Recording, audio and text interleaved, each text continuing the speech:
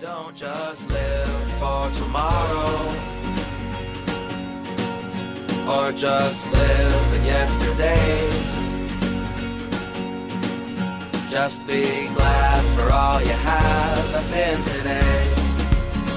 And though you've come through many obstacles. Hey everyone, Connie here, and welcome to my blind reaction to Return of the Living Dead 2. So this is the second of, I think, 3 of these movies, and we did the first a little bit back, and it was good. It had some good zombie stuff in it. It was comical. It was clearly meant to kind of play on the idea of zombies while also making it a bit of a satire in a way, but also taking itself seriously enough to where it was a legitimate zombie film. And then everyone died in the end. But I had fun with it. Plus, it's kind of iconic because of the tar zombie, which is honestly one of the most iconic zombies just in all of history, through just media in general. Like, people know the tar zombie. People remember the tar zombie. So with everyone dying at the end of the last one due to like the town or area wherever it was all being basically bombed, where is this going to pick up? I assume, is it going to be a direct sequel to that, or is it going to kind of be a separate thing? Will like maybe one of the zombies have escaped? I don't remember. I don't think any of the zombies were shown having escaped in the last one, but I might be wrong. Also, the biggest question: how many tits will there be? Because the other one had a surprising amount of tits. Granted, it was mostly only from the one girl, but still. And apparently, I think I heard that she gets topless in a lot of movies that she's been in. So apparently that was just a thing for her. Which, I mean, if an actress or whatnot is comfortable with doing that and everything, and is completely fine with doing that, there's nothing wrong with that, obviously. It's just, it's interesting to hear that an actress is kind of known for that. You know what I mean? But I think she actually did a fair job at playing kind of like that punk teenager character. I think she was entertaining, like even outside of the tits. But yeah, I don't know what to expect from this, because the first one was kind of a non-canon sequel to Night of the Living Dead, kind of playing off of that and everything. So how is this one going to follow things up?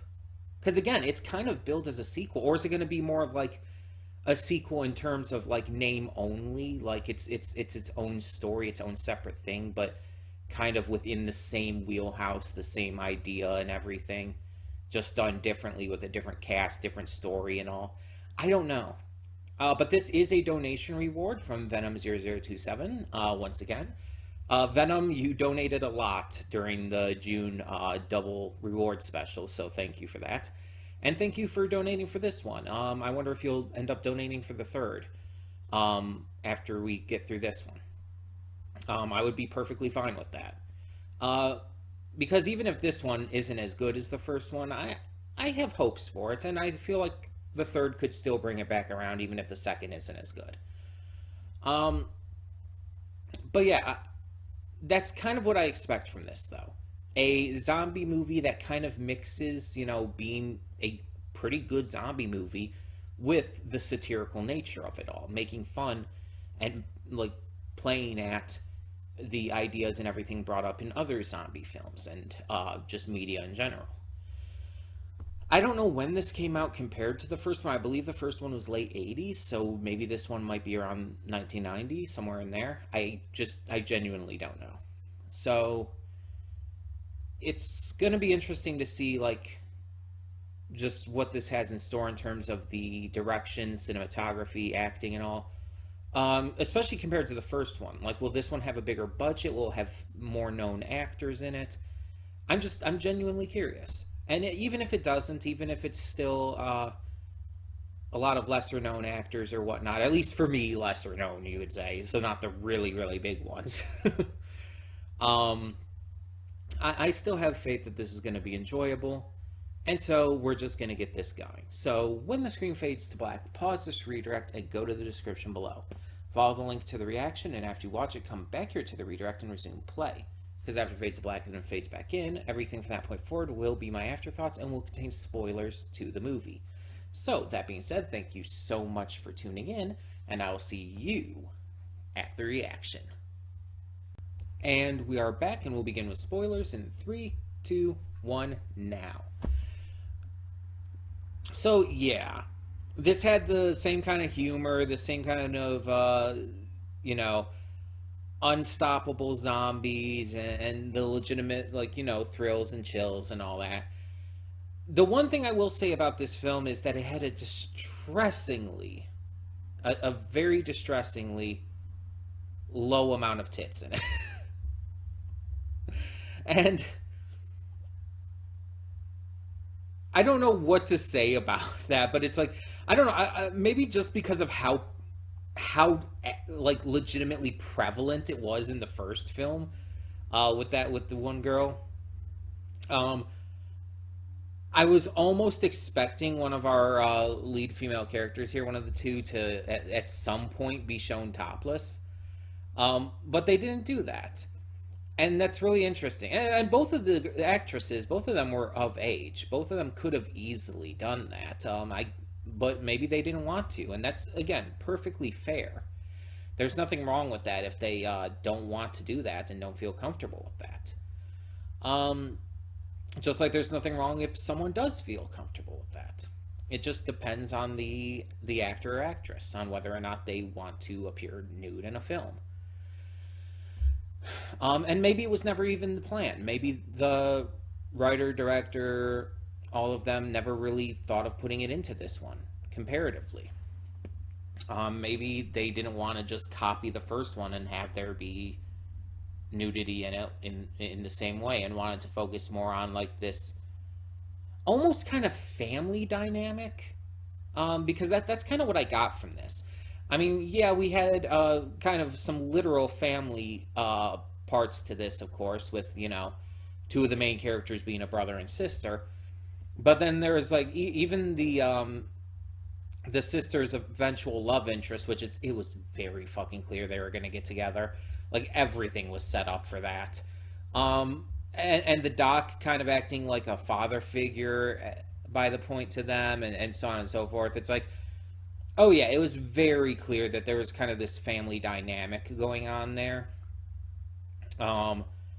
Even if just because of the situation at hand and everything. But there was also just a lot of interesting little additions to this film as well, such as two of the actors from the first film coming back and basically playing the same role. In the first film, the kid, he played another teenager who got a job working at the warehouse where, they found the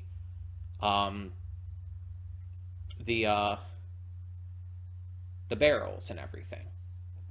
And they opened it, they got exposed to the gas, and they slowly started to get sick until eventually their bodies became, clinically dead, and they turned into zombies. And exactly the same thing happened here. Exactly the same thing. They played, and their characters were basically the same. Instead of just having them, working together through a warehouse and all, in this one, they're working together through, grave robbing. Very different situation, but it kind of breathes the same idea. And I can't believe I didn't catch it they were the same actors earlier. Because it's very clear that they are. They even kind of acted the same. In this one, they weren't the ones who discovered the barrel, though. It was Jesse, the kid. They were just exposed to the gas while it was leaking into the graveyard where they were currently in the tomb and everything. So, excuse me. So a little bit different, but their experience and their role in this film definitely mirrors the first. Though in the first film, he didn't have a girlfriend, the teenage guy. Again, not actually a teenager, very clearly. Um, there was this girl that liked him, I believe, but they never actually became official before everything went down. They were just kind of part of the same friend group already. She liked him, but they never ended up becoming official and everything. And here, him and his girlfriend are already together. Also, the way she goes out, like, she was getting off on that, right? Like, that's not just me. The way she reacted, like, at first she was really, like, scared by it and freaking out, but she eventually, like, obviously, as we saw, gave in and let him cannibalize her. But then it's like her screams and everything and her horror kind of turned into pleasure while he was eating her brains. It's like, uh, this is not sure how I feel about that. I mean, again, both actors are adults and everything, so it's like there's, but I think the characters are supposed to be teen. It's not as obvious as with like the sister being a teenager and everything. Like that was more blatantly said, so it's not entirely clear. They could have been like young adults, but I don't know. It just still felt weird. It felt like a weird addition, no matter what. Just to see her kind of like starting to get off on having her brains eaten by her zombified boyfriend. It's like that's just a little weird. um, but it's like, oh, okay, why not? Sure. Um, but yeah, we see like Billy was the bully's name. He ended up eating his mother and everything. The way it happened too was really funny. Like she's hugging him, she thinks like he's just sick and everything, still not fully realizing what's gone on. She's hugging him, and then he bites into her head, and she gives this look of disappointment. Like she's just disappointed in him, and it is the funniest thing because it's like that is not. It's not a look of horror. It's not a look of shock. It's a look of disappointment, as if she's like saying, "God damn it, Billy," and it's just like that is the best reaction that they could have put there, especially considering how much of an absolute fucking shit Billy was. And not in the same way that that Jesse was a little shit. Jesse was a little shit in terms of like he's just a sassy little piece of crap. But Billy is just he's a piece of shit. He's terrible. He's absolutely fucking disgusting. I hate bullies. And I hate bullies who do the kind of shit that we saw that he and the other one did to Jesse in this. Forcing him to kind of act in a friend role to them, and then like putting him through quote unquote initiation in the way that they did. And it's like I will not obviously say he deserves to die, because that's not true.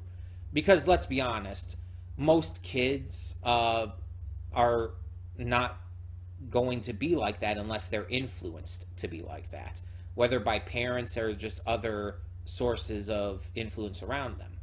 So it's not entirely his fault. Now he's definitely responsible for his actions, and that's something he needs to be taught. But I don't think he deserved to die for that by any means. He deserved to be helped become better. Unfortunately, he did die. Because he got a full blast of that gas, both him and the other kid, who I don't think we ever actually found out what happened to. Unless he was like with the crowd at one point and I just kind of missed it. But Billy got a full face blast of the gas, and yeah, it was all over by that point. We did get to see another tar zombie. This one didn't have as much of an impact as the one in the first film did. One, I've never seen this one like shown on the internet or whatnot before. Like people don't talk about this one like they do about the one in the first film. It's not as iconic. And also I think part of that is because it's honestly barely in this. It's in there for literally one scene, while the tar zombie in the first film has a much bigger role in the film. The zombies in the first film were also intelligent and could speak and could form thoughts and even answer questions and stuff. All of that carried over to this. I think they leaned a little heavier into it this time, honestly. But it was still from the first film, so I didn't have any issue with that because it's part of the humor and everything. It's part of the jokes. The actors, like, they did well for what they were supposed to be doing. It's a satire, it's a parody. They're supposed to be over the top and goofy, and the acting is kind of supposed to not be that great. That's kind of the point. That's the joke. The acting is supposed to be really corny, and it was really corny.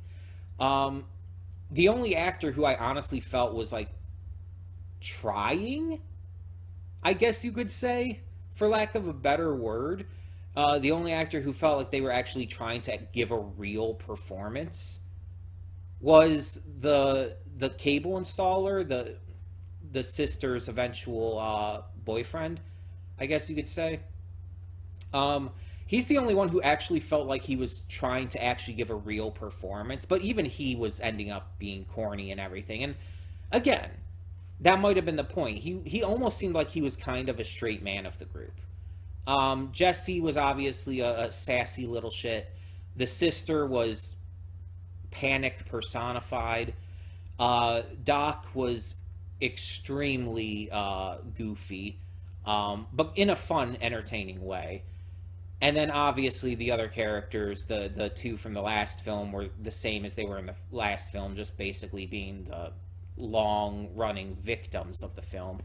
And the girlfriend was just, freaking out over everything and trying to figure everything out. So yeah, it's like he was kind of the straight man of the group, trying to keep everyone together, and I think he played the role well. The music in this was fantastic, honestly. Like, the 80s rock and everything was just excellent here. It really fits with the theme and all. And I still love that moment in the movie where it's like the YouTube video I started playing on my browser. It's a Premiere video. It was a Premiere video, and the Premiere music was starting to play. Like the countdown music for when a YouTube video does its premiere. I didn't know it was just going to automatically start like that. I didn't even have that tab highlighted. It just automatically started, and so I'm thinking it's just like really ramping up the dramatic music because it's so fit with the scene. But it was going on a lot longer than I was expecting it to, and like past where I thought it was going to with the scene. So I'm like starting to question. I'm like, wait, what is that part of the movie? And then I found out it's not. I genuinely thought it was at first. It came across as so natural. But no, it was just from the premiere that was going on my YouTube browser, my Chrome browser, YouTube tab, all of that. That was funny in and of itself. Yeah, I enjoyed it. Probably not as much as the first film, and not just because of the lack of tits. I think the first film really just perfected the satire of it all. This one, it was trying to capture the same magic, the same humor as the first one, and it did, but just not. It wasn't as successful. And that can happen when you're trying to do a satire like this, a parody of something. Oftentimes, when you try to do it again, it can feel just kind of copycat and not have the same amount of impact. Obviously, the Scary Movies are a great example of this. Scary Movie, how many of them are there now? Which originated as a parody of different horror movies, most notably Scream. And they started just going too heavy into them and releasing too many of them, that eventually they just got worse and worse and started just losing their humor, losing their quality. It's because they just kept releasing them because the first one did so well. The first one understood what it was doing, and it's like everything after that, it was trying to capture that magic without really getting it. You know what I mean? It's kind of the same thing here, except this one was still pretty good. It just wasn't as good as the first, I would say. But I'm definitely interested in seeing the third, because the third might go in a different direction. Because after seeing this, because this one was so similar to the first in a lot of ways, I feel like they would want to switch it up now for the third one. Plus, I have seen what the cover of the third one looks like, and it shows it looks like it focuses on like this female zombie or something, like very specifically, like it's highlighting her almost. So it's like I'm interested to see what that's about. But yeah, if that ends up getting donated for, I'm definitely going to be excited to check that out when I get to it. And either way, I very much enjoyed this. It was fun. It was enjoyable. I liked it, even if it wasn't as good as the first, and even if it didn't have as many titties. But in all seriousness, tell me in the comments below, what did you think of Return of the Living Dead Part 2? And thank you all so much for tuning in, and thank you to Venom for donating for this. If anyone else wishes to donate, or Venom, if you wish to donate again at any point, it's really easy as always. You can donate any amount, and any amount you donate gets you a reward. A reward can be a movie, a series, a YouTube video, pretty much anything like that, as long as I haven't seen it before. And you could talk to me in the comments about that, see if I've seen something that you might be interested in donating for.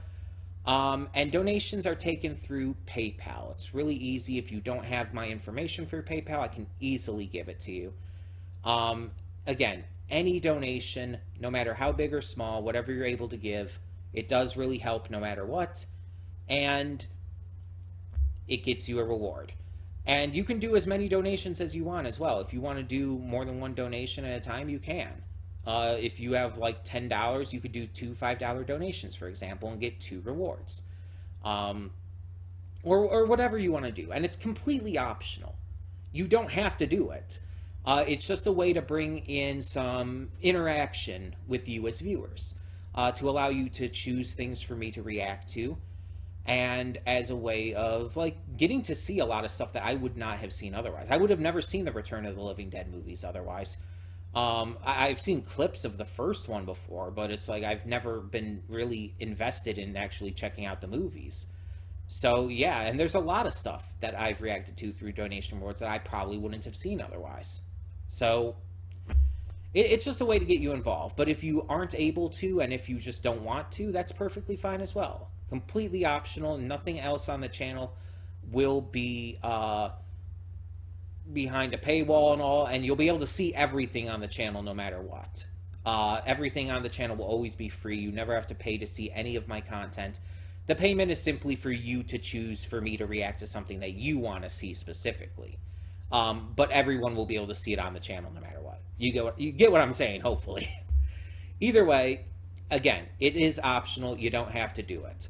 I'm not going to force anyone or anything. It's just if you want to and are able to. Anywho, for now, I'm Connie, and I'm signing off. See y'all next time.